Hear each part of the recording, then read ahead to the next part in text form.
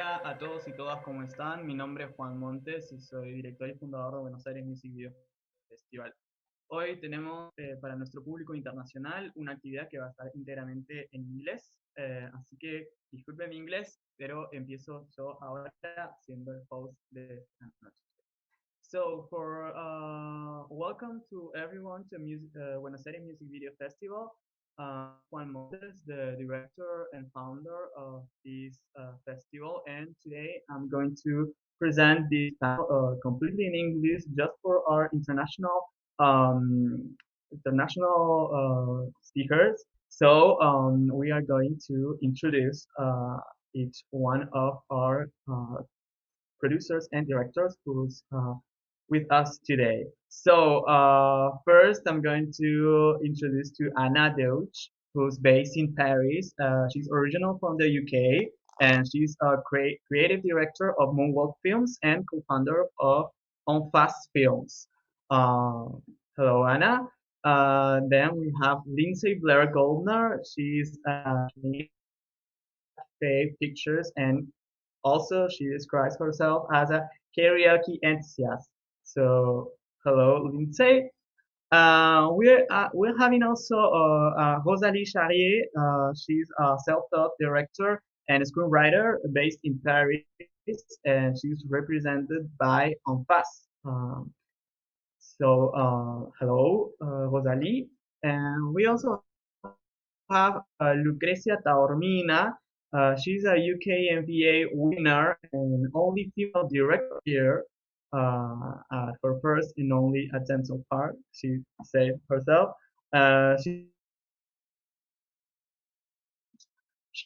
She's signed to an award winning production company called Friend. And finally, we have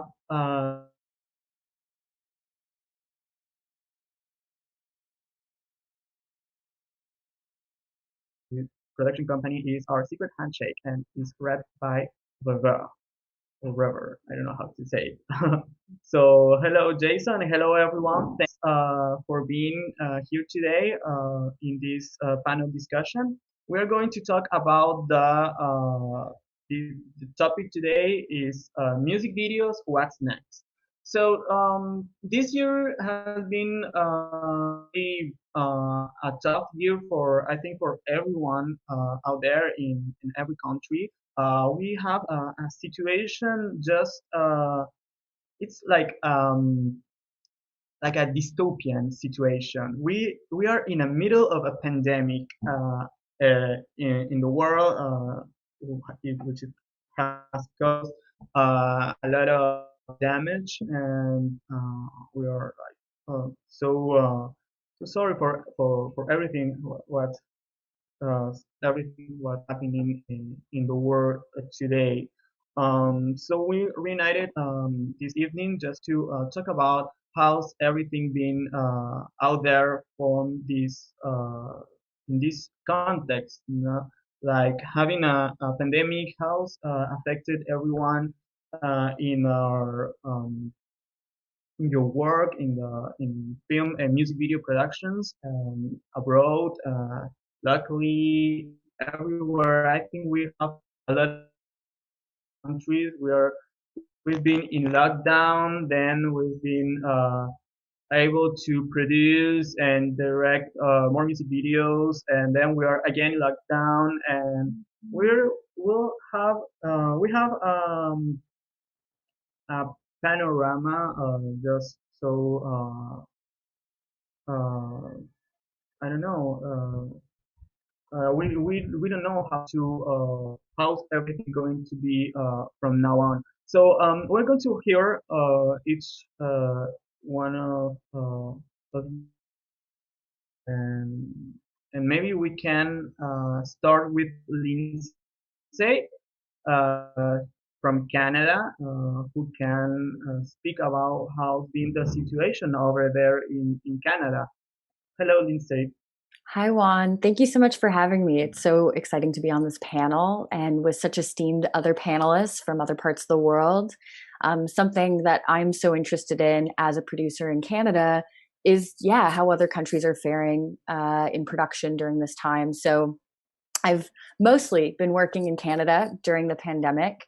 I should give a little timeline for, I guess, how things shut down here, because maybe that's helpful. It was in early March. I was in prep for a feature film, and we kind of got word that New York was going into a lockdown around the second week of March.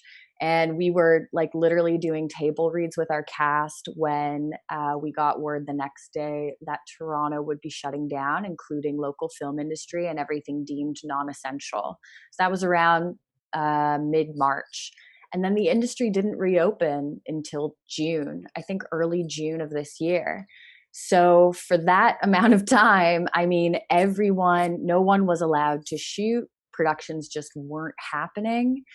And it was really a time for, I guess, if there was any projects that were about to start, for development to continue on those projects, or for post-production to continue. There were a lot of projects that I was a part of, music videos and short films that were being produced in post during that time. I primarily work in I guess, narrative and documentary. But of course, music videos are such an incredible way to, as a producer, establish relationships with directors. So I love, before I pursue like maybe a long-term kind of commitment on a feature project with a director, a music video is a great project for me to work with them and figure out like what's our working relationship like, and kind of see a bit of their creative vision come to life. And it's also just a great way for emerging directors to get their vision out in the world in a kind of like lower stakes capacity. That's not to say that music videos can't be a huge deal for people, absolutely, but especially regarding like emerging talent, it's a great way to get your feet wet and get your creative vision across. So music videos to me are a great introduction to my relationship with a director. And with my company, Faye Pictures, we were talking to a few directors during the pandemic who, they wanted to pursue working with us for their short films, for their TV series, for their features. And so the first thing we like to offer up is like, can we maybe turn one of these concepts, or do you have a concept for something that we can produce, a shorter shoot, like a music video or a short film? So the two projects that I worked on immediately after the ban on production was lifted in Canada were music video projects. And, the government here did not provide, we have unions, of course, in the film industry here, but no one really provided a blanket statement. Here's how you're going to these are your COVID guidelines for production. There was no one resource for that. So all the producers in Canada had to create their own COVID guidelines.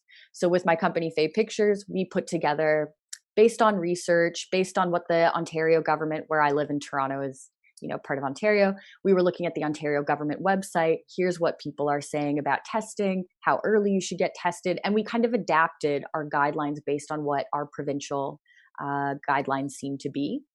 But again, very much a subjective thing. Different producers had different approaches to projects.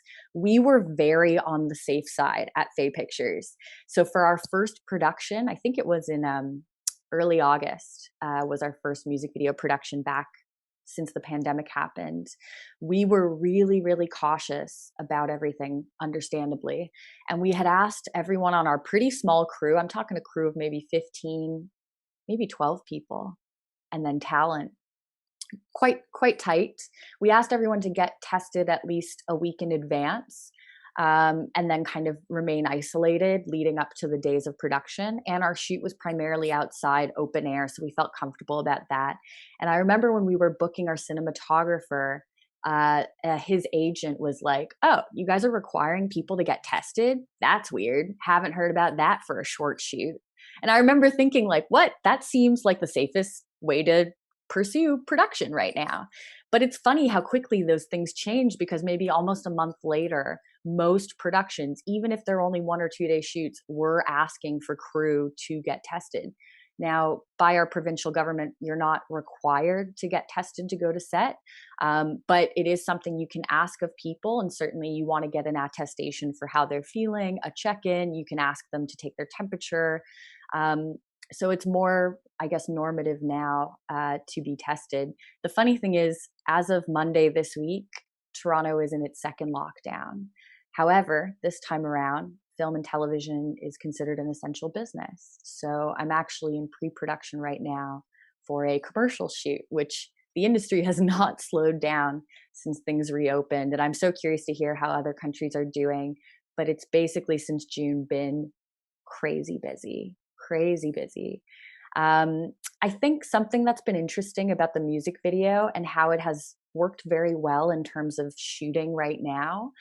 When we're talking smaller crews, implementing safety standards, there has to be time to like prep a set and sanitize it. I think music videos are a great way to kind of get back into production again and get your feet wet, because they can have smaller crews. It's a little more flexible with schedule. Like music videos tend to have already it depends on the scale, of course, but at least in the ones that I work on, I think they're easier to adapt to a COVID restrictive set. So it has been a great way for us to get our feet back in production for Faye Pictures. And I actually don't see how, I don't think music videos right now, or at least the pitches I see, have been adapted so much for COVID versus they've always kind of been maybe easier to manage given the COVID restrictions. So I don't think they've limited creativity, at least in Canada so far. But I am seeing a lot of people. I'm really happy to see a lot of artists getting back out there and making their stuff. I'm also seeing a lot of delays on releases of music videos right now because I think people want them to come out when people can go to a show or go out and enjoy it in a different way. So it's been interesting to see how it's affected things. But right now we're as busy as ever, considering we're in our second lockdown. Wow, that's really interesting. Everything you just said.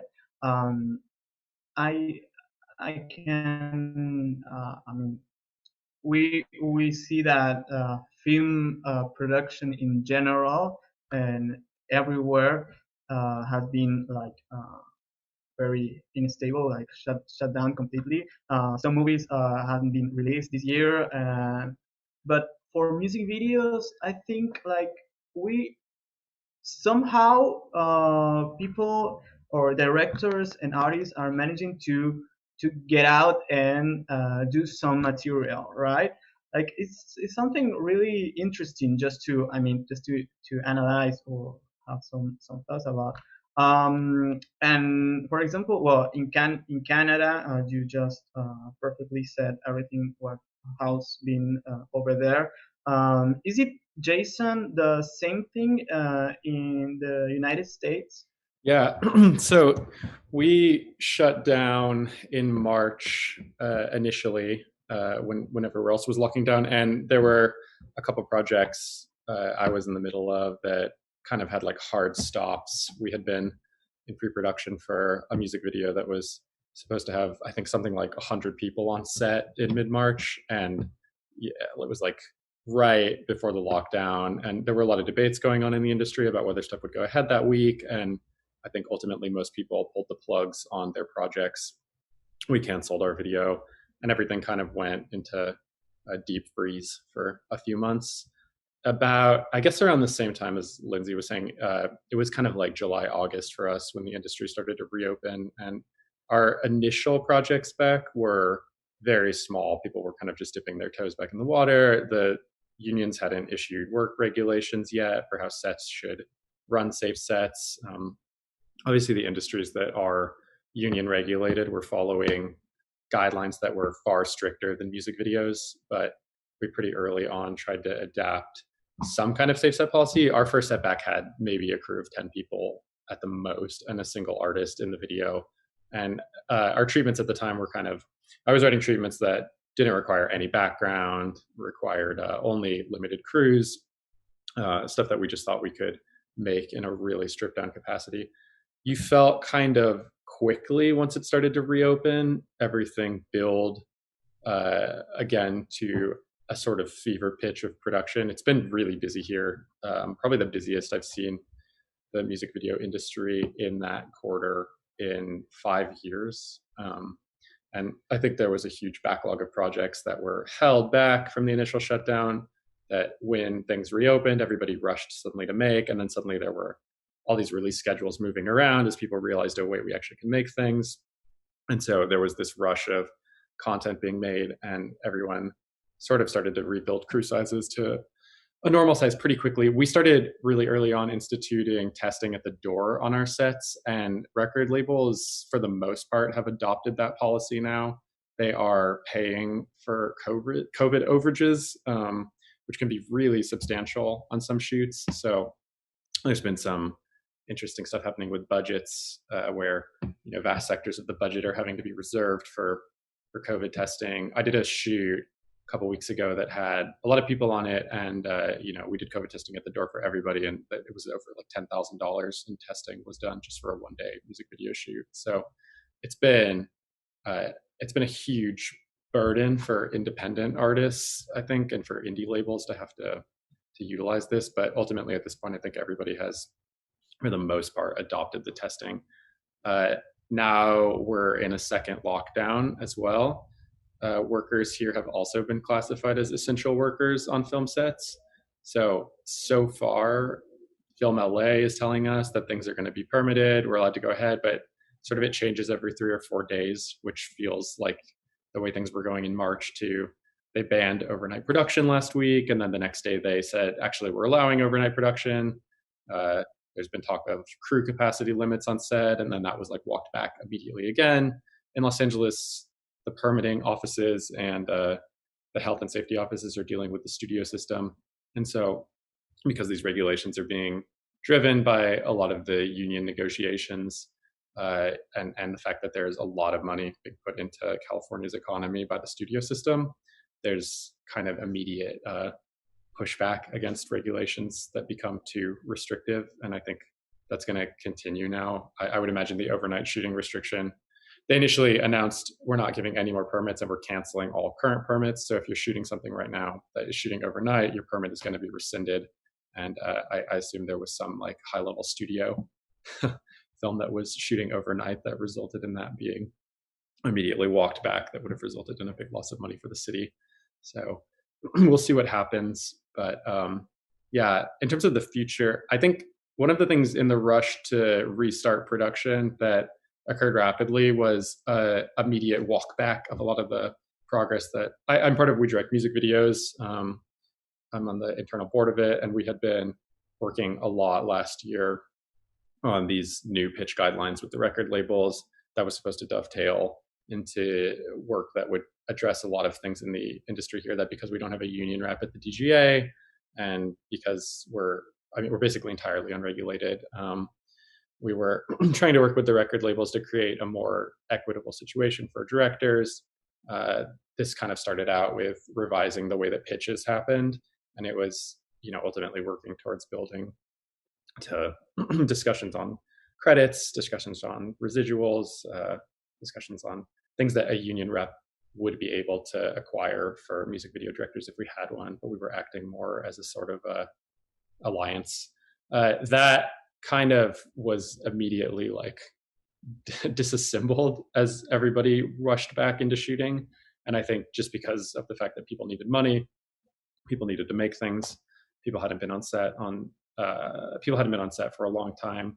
So pitching kind of just like started anew without any of the guidelines being followed. I think the hours that are being worked on sets, the turnaround times, everything got put into a sort of warp speed.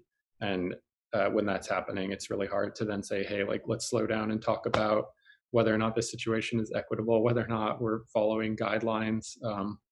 So my hope is that next year, as things settle into some kind of new normal again, maybe in the spring or summer, optimistically, that we'll be able to start those discussions again with the labels. And I know that We Direct Music Videos ideally would begin being able to meet in person again. It's really hard because everybody sort of scattered all over the world once this happened. A lot of people that were in LA ended up back home in other countries. And so it's just been put on hiatus a little bit. And I guess if I have one hope for the future, it's that we can actually like rebuild the industry towards the vision that we had for it, because I think the industry is actually functioning the way it always had right now, if not in a more intense and concentrated version of that. And that so all the problems that we had tried to address are still still prevalent. So that's my hope for the future. Thanks, Jason. So I think we all live in in countries that have been really affected by this virus, and I want to know, for example, in Europe, can Rosalie or Anna can say something about how's been in France? Yes. So I'm so afraid of the way our world is going, like everyone else. But I have to admit that I had this sad and pessimistic little thought that many friends and artists I know also had. What is the point? Does it really make sense what I'm doing here as a director, as a creator? And after thinking about it, I said to myself, it's precisely now that we must continue our work. So nothing makes more sense than wanting to create something beautiful and universal.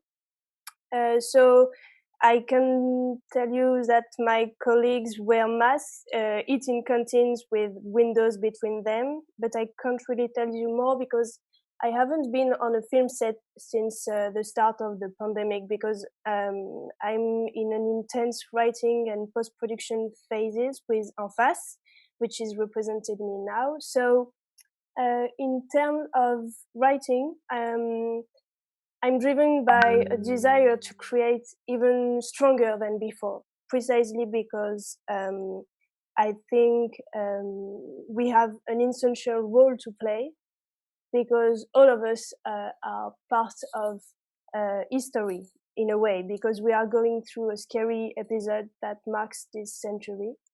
And our generation has definitely an important say, and she has to speak loud with images, sounds, and words.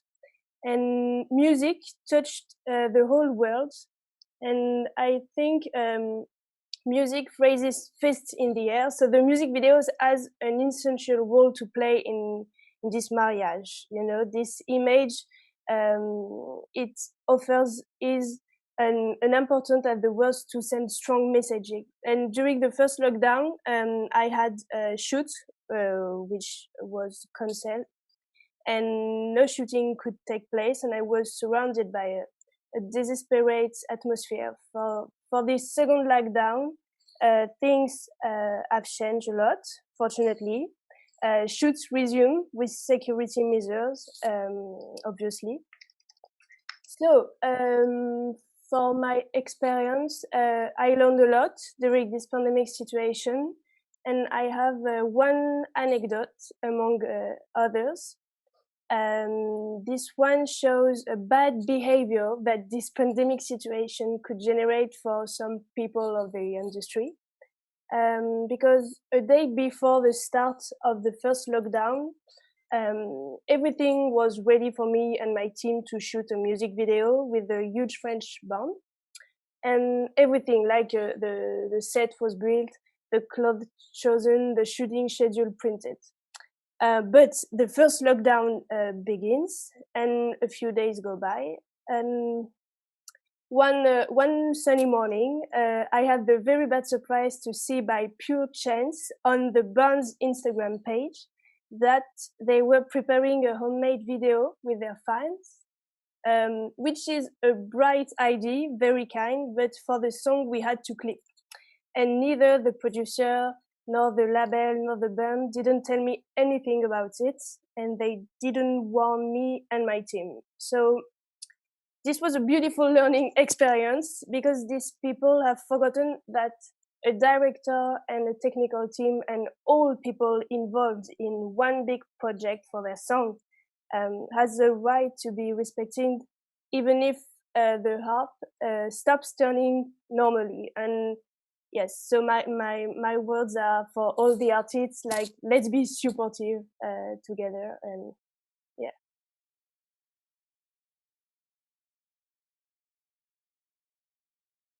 I'm sorry, my microphone was muted. That's very interesting. What have you said right now, Rosalie?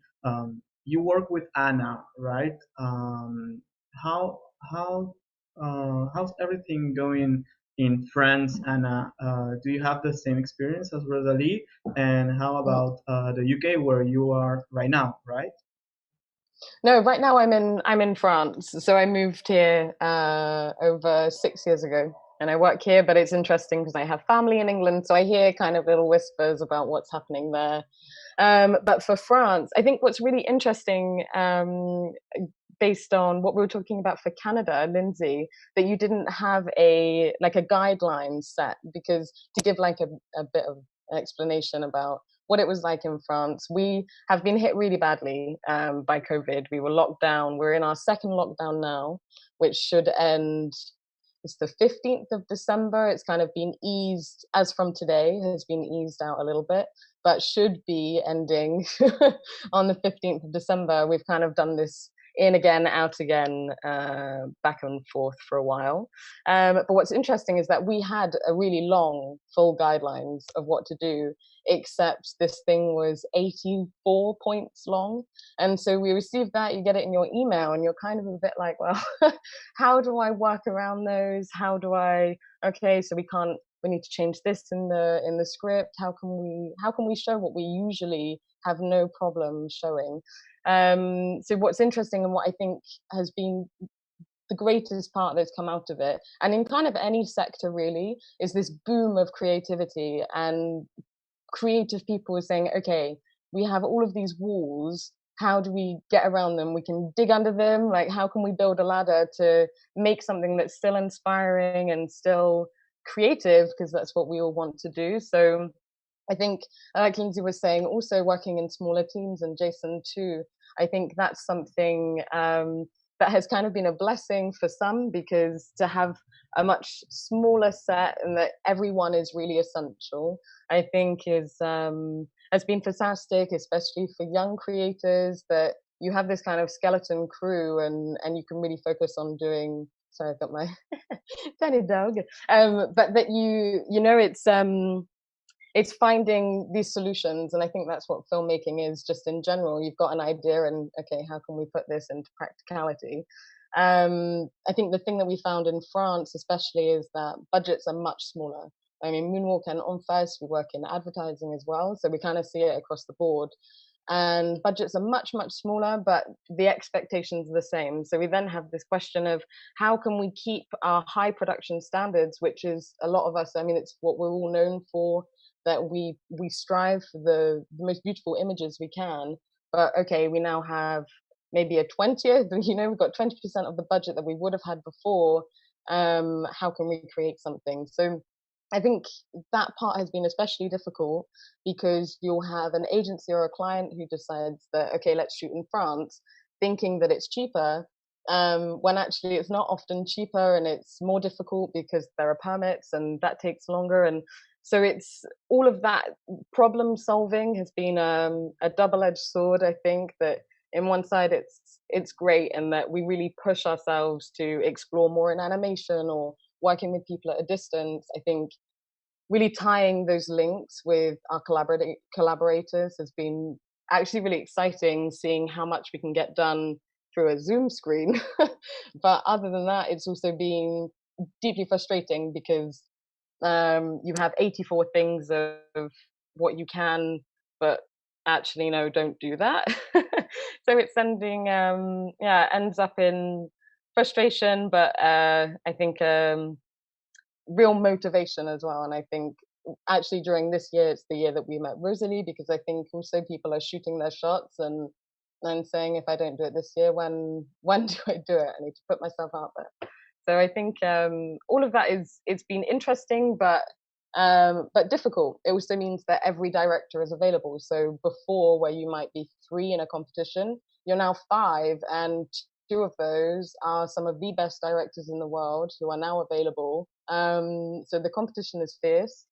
And it's there was an interesting question of your questions that you sent. I'm not sure if I missed. But anyway, the idea of future and what will it mean for music videos, and that obviously this pandemic virus will not go away. It's not something that will leave on January 31st, January 1st. So a lot of it is about planning for how do we kickstart again, and how do we find new ways of doing things that isn't just about wearing masks, I suppose. So in lots of ways, it's been really fascinating, frustrating, and inspiring to see the work that's come out of it, because there is just phenomenal things that have been made at a distance on Zoom. You have a director who's sitting in LA, but he's doing a shoot in China, and thank God for 5G. but yeah, I think that's where it is in France. We'll just have to see where it goes after January, I think, and I think it will be in again, out again, but we'll keep creating. I think that's the plan. Have I said enough? Oh, that's true. Having I mean, there are a lot of music video directors that made videos via Zoom. Like it's crazy. It's insane how people can also adapt to this situation. I mean, sadly, because it's not in optimal ways to do a music video. And Lucrecia, you are right now in the UK. You're based in the UK, and but Yeah. you're also from Argentina. We Yeah. talked before a lot. And how can you say about things going over there, and maybe something you can share? Ooh, something you can share, and it cut out for me at least. Did it cut out for you guys as well? What did you say? Hello, Hello? can you listen to me? Yeah, now I can, yeah. Yeah. So yeah, so I was asking about because you're also from Argentina. Maybe some colleagues or friends just told you how things are going here in Buenos Aires, for example. Yeah. Can you share about your experience in the UK and also from Argentina? Maybe if you know something. Yeah, so well, like in UK, we started the lockdown in March, like I think most of you guys. And at the beginning, we didn't have a lot of a lot of knowledge, so the industry went really panic, and everyone stopped shooting for quite a long time.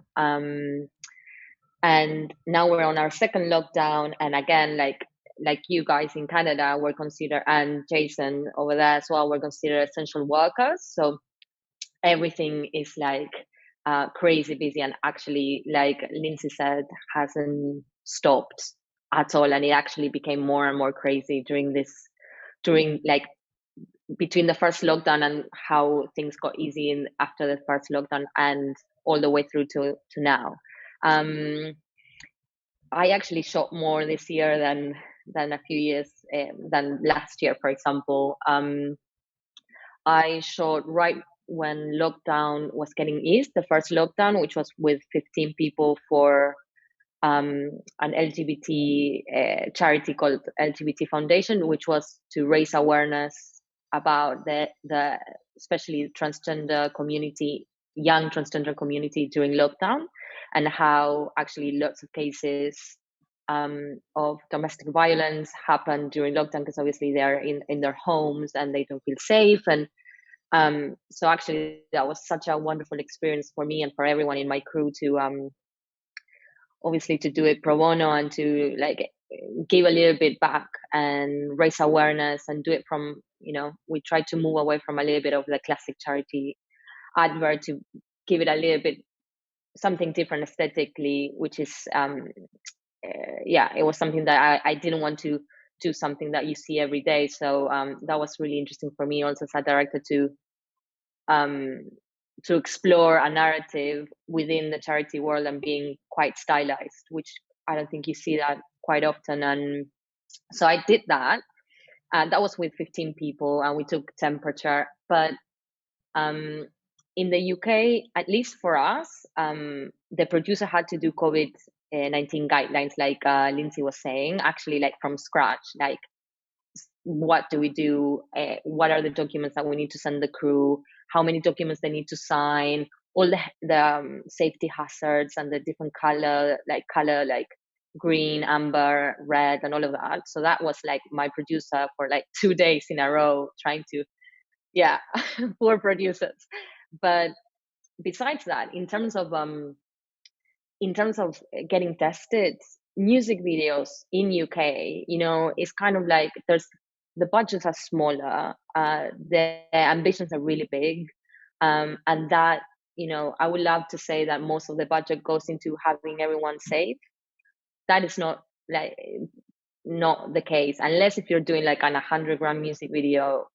Normally people would you would get your temperature tested, you would have to sign all these documents, but in terms of budget, I haven't heard a lot of people allocating budget on getting everyone tested, and the scales of the shoots are still the same. They're like 50 people, 80 people on set. This is based on my experience. Like I shot a music video 3 weeks ago, and obviously everyone there was like a COVID security like officer like walking around, making sure everyone washed their hands, that everyone had their masks, taking temperature constantly, but not the testing part. I think it's because in the UK testing wasn't as easy and as accessible as what they say now it can be. So now testing is quite like, okay, you can travel and see your family for Christmas if you get tested and all of this kind of stuff. Whereas before, like literally 2 weeks ago, you know, people weren't sure if the tested, like how accurate the tests were and all of that. But to also say an anecdote, like Rosalie, we were shooting this like really big music video on a Wednesday, and they announced that we were going into our second lockdown. But and I was like, oh my god, this was Monday. We had everything lined up. Everyone was there, like all the heads of department, lots of pre-production, and so it was really hard. And on Monday, the location calls us up, even though we had a contract and everything. And they were like, oh, you know, they're putting the lockdown on. Sorry, it was Thursday. On Thursday, so we're actually on the day of your shoot, we're gonna do a party for our staff.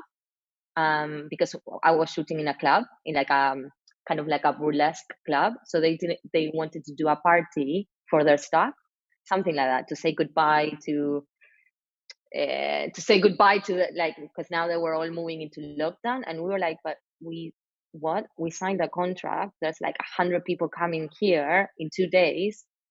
Like, this is not how production works. So we had to move the shoot for a day, which was the same day as the UK MVAs. So most of our crew was like on set and running around, running to a small room to hear their own awards, which was like obviously not. It's so bad, you know. You like, it's a big thing if you get nominated and then you're like, you know, on a 20-hour day on set. And then another anecdote, I shot a music video in February called Personal Shopper, which is like it's a social criticism on consumerism.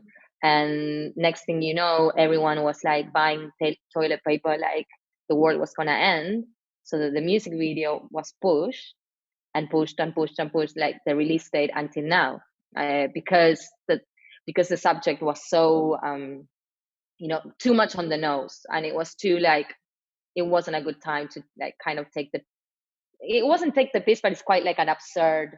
My narrative is quite absurd, and I was kind of like in a comedic space, talking about how people consume things and they disappear because they consume things and stuff like that. So it wasn't like the best timing to release it. So we had to wait and until now. So we had to wait like 7 months to release it, which is quite hard when you're kind of like not, you know, when you're not doing like this for like 5 years. Like every step that you take as a director, especially on music videos, is a really it's a really big step, you know. It's like riding a wave, and if you stop that momentum, it's really hard to get back onto that. So for me, it was quite hard because that video that was going to be released on February was like, it's a 6-minute track without an artist, and it's a dance track, whereas all my work before is, you know, it's female, kind of female led, female empowerment, and it's around an artist. And because I couldn't release that video, the briefs that I was getting, luckily I was getting briefs, but it was kind of all the same, like female empowerment. I love female empowerment because obviously I'm a woman, all for that. But I just think I was put on a box, and I had to wait for such a long time to say like, hey, no, I actually, you know, can do things differently.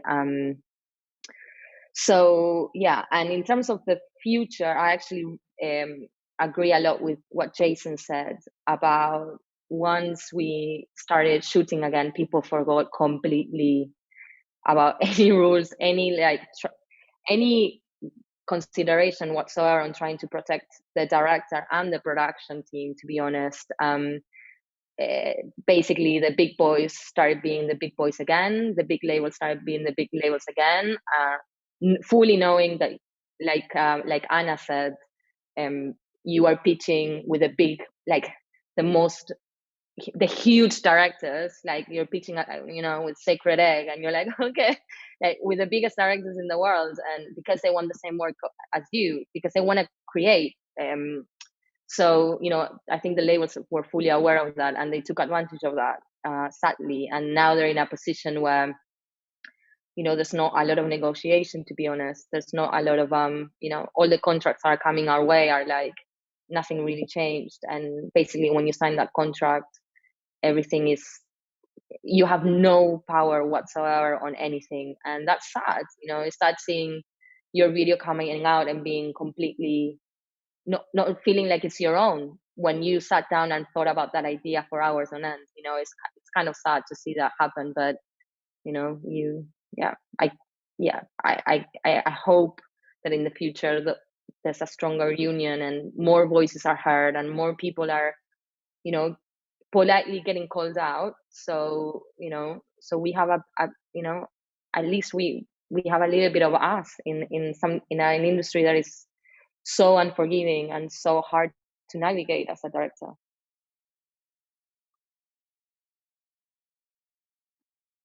Great, thanks, Lucrecia, for what you just said right now.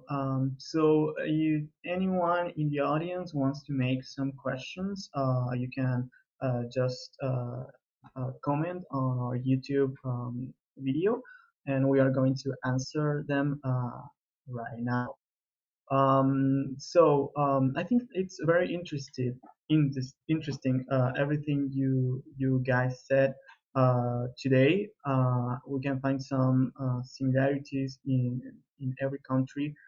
As I said earlier, we are just in a worldwide pandemic, just something unexplainable, almost like said. I don't know where are we going. But maybe we also can talk about situation. Have you guys seen any like upcoming trends or in music video making during the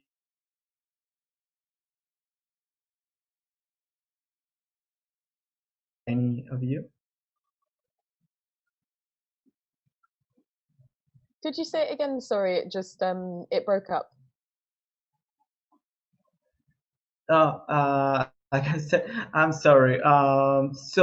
Just said that maybe we can talk about something more positive about this situation right now, something more optimistic, like um,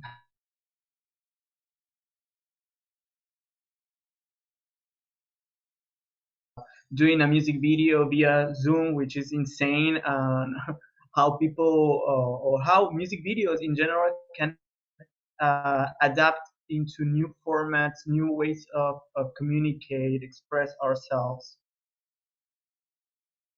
I, Yeah, ah, sorry. Go. let- Go. I think the post-COVID situation can tip towards two extremes. Maybe some artists would probably want to be even more independent for the creation of their music video by making them themselves in a easiest way to be free in terms of time, and also because a lot of money was lost during this crisis. So they will have to make difficult choices. And I think other artists will probably want to reconnect as much as possible to directors and create even more creative and powerful content, maybe more politic, more subversive, because I think social topics will be, I hope, more and more covered in the music videos. The place of women, social inequalities, police violence, racism. This pandemic time revealed so many other problems, and I would say above all the world after 2020, and not just the world after COVID-19. And the music video is an art like any others, and not every artist can create without being aware of the context which surrounds him. It's like, or her. It's like a chain. The lyrics of the singers, of the bands, are all around the world will be even more engaged, even more powerful, even more, I hope, free. So the images that the directors will create for them will be too. So I can't wait to see what we can create now, because nothing will ever be like it was before 2020. Mm-mm. Yeah, just on that as well, I think for me, this idea of that the budgets being smaller, us finding new ways in this creativity, I kind of like that it's not going to be about who has the money to rent a phantom, that we're seeing much more interesting techniques being used, like homemade rigs, for example, and kind of a more exploratory way of making films, because maybe it's, we don't have that budget anymore. And especially in music videos, it's a place that I feel is really free and creatively. I have a lot of directors who ask me, can I get onto some music video projects? Because for them it's like a completely blank slate, often, that will work with an artist, for example, who will leave it up to the director, and it's not something that you have in advertising where you have a client that has a code of graphics or whatever. So that's something that I'm really looking forward to, actually, is seeing people rely a little bit less on the technology that we're using, and that it being, shooting stuff at 1 million FPS and whatever, but making stories that are personal and important, and in a period where politics are really important. And I think as artists, we all have a voice that we can reach so many people and really tackle issues that, it's not just about having like cars and boobs in a music video. There's actually so much work that's being made that is subversive and is challenging the society that we live in. I think like a really good example is Crown and Owls, just to shout out to them, because I love their work, and they did the music video with Slow Tie and Glorious, which I just thought was a really great example of UK artists tackling the government in the way that Stormzy does, and the way that it's our voice to use and to question the people who make decisions for us. So I think, Rosalie, it's a really good thing. I'm gonna be like kind of the devil's advocate, or in the opposite side. I think the pandemic brought a lot of I think the true form of directing got kind of lost in some ways, because I feel like a lot of directors, or I've seen quite a lot of work that relied more on edits and snappy edits and zooms and like choreography on zooms and stuff, which is cool, but I personally think that, you know, the challenge of directing is telling a story and how to tell that story, or telling a visual. It could be a story, it could be a feeling, it could be anything, but it's like, you know, I think you can hide quite well on a good edit. For me, I think that's, and I've seen that quite a lot, and I see that younger people in music videos, especially in UK, are kind of losing that. And I'm, you know, if you see the, you know, the best directors in the world, or the one like Doug Wilson, and like the old school directors, they all had like really strong narratives and feelings to tell. And I feel like because of this technique,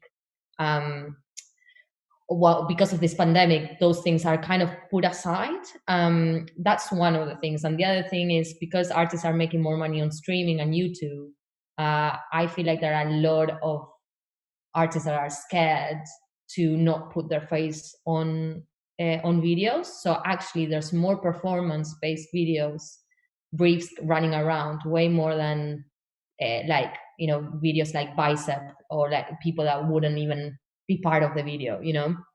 Or is, I feel like it's more coming more about them, because obviously they want to be recognizable and they want to have a very strong fan base, and I really understand that. But yeah, there is like this double-edged sort of, you know, being more performance based without any like substance at the moment, or the last year, I think. So yeah. No, I think the landscape of briefs, at least that I've seen in the major label world, has been heavily performance based, and I think a lot of that has also had to do with COVID restrictions and artists feeling uncomfortable with people being on set that aren't just them. And so I think there's been an impetus towards like not just scaling down crew sizes, but also scaling down anything happening on camera. And I've seen a lot of sort of like anti-narrative push happening in the label space. I mean, maybe that will reset in the future, but for now, at least, for now at least, they've kind of said our artists are only comfortable being on camera alone. We don't want to have background on set. We don't want to necessarily have multiple locations. Anything that sort of expands the landscape of the video in a way that might make production uncomfortable for the artist or unsafe has been sort of, I don't want to say rejected like across the board, but at least the briefs that are coming out and ultimately the pitches that are being selected to be made, I think, are the ones that scale the vision of the video back to something that's heavily performance based. Of course, what's cool about music videos is they're an extremely adaptable medium, and there are sort of no rules whatsoever in terms of the you know, landscape of the narrative, and so I think they'll continue to adapt. I just hope once the pandemic is over, that sort of video that isn't just based solely around the artist is sort of resurrected as something the labels desire. Yeah. So we have a question from the audience, and it's from Nat Nolivos. Says, hi from Ecuador. Could you share some experiences with low budget videos? What are the challenges? Hey, I feel like I was going to talk a little bit about this in the last question, but I'm glad that this is coming up because I feel like it's a very valid question, especially for a lot of people who are looking to get into music video, because there is a precedent for, I guess, what budget ranges look like in terms of getting your vision out there. It's really flexible. In Canada, at least, we're really much of our music videos are grant based. There's a ton of grants allocated specifically to music videos in Canada. And what that does is, like, there's a positive and a negative to that. The positive is, of course, a lot of emerging filmmakers can get access to that money, and a lot of emerging artists, musicians can get access to that money. And of course, the negative is there is often a cap on music videos. I'd say they, on average, run about, like, if you're lucky, you get 40K, but a lot of grants are upwards of 10 to 15K. But I gotta say, like, everyone's kind of spoken a bit about how COVID has created new, I guess, guidelines for how we think about production.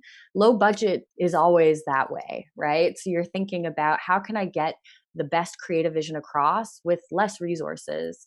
And I think, the biggest thing to do is, of course, you want to work with a team of people that all believe in your vision as a filmmaker. I'm just talking from the production side. There are always creative solutions to getting things done the way that you want to envision them. But you will have to be flexible with maybe who exactly the crew is and where you're shooting it. But I find for the most part, like if you can get a great concept together that, as long as you have like a few key components, you got a strong DP, the artist has this vision for the song that you can align with. I feel like music videos lend themselves to low budget well, because you don't need a massive team to put these things together. And there are a lot of creative approaches to work around budgetary limitations. I will say though, of course, with COVID being a thing, that's something that you'll have to bake into your production. So how can you keep it, inexpensive, but also COVID safe? I feel like they're kind of one and the same. Great. So we are going at the end to this panel discussion. Thank you, Jason, Lindsay, Lucrecia, Anna, and Rosalie for being here, and thank you for sharing your experience of this situation, this pandemic context everywhere, all around the world. And we can see that we have a lot of similarities between between our countries, and also between our work, right? So and also like having some more optimistic ways of seeing these upcoming trends about making music videos and everything. So I want to thank you, all of you, for being here in this panel discussion activity. I also want to congratulate all you guys, especially Jason. He's nominated this year at one category in the Buenos Aires Music Video Festival for Best Vertical Video. Hope he wins. Thank you. Congrats. That was a Zoom. That was a Zoom made video. Amazing. Wow. Yeah, hopefully the only one I ever have to do. I mean, yeah, exactly. Hopefully, because we also have a category called Best Lockdown Video. Hope it's the only year we are going to have this category. Yeah. But we received a lot of music videos made in lockdown. So it's also like great to have the industry continuing working, but of course respecting all the health situations. So again, thank you, and if you want to, we are going to, voy a hablar en español, perdón. Vamos a subtitular esta actividad en algún momento para que tenga el acceso también nuestro público hispanohablante, pero por ahora agradecerle a todos y todas. Después de esta charla, en una hora aproximadamente, vamos a tener otro encuentro con Hernán Corera y Martín Holzman, y vamos a hablar sobre el poder de la narrativa en los videoclips. So thank you again, and I hope to see you guys soon. Thank you, and Bye-bye. thank you to Tema Festival. Oh, and of course, thank you to Tema Festival. Yes. Thank Rosalie and Anna were invited for this panel discussion. Thanks to Festival Tema in Paris, France. Yay! Bye-bye. Thank Bye. you. Thank Thank you. you. Bye-bye. Bye-bye.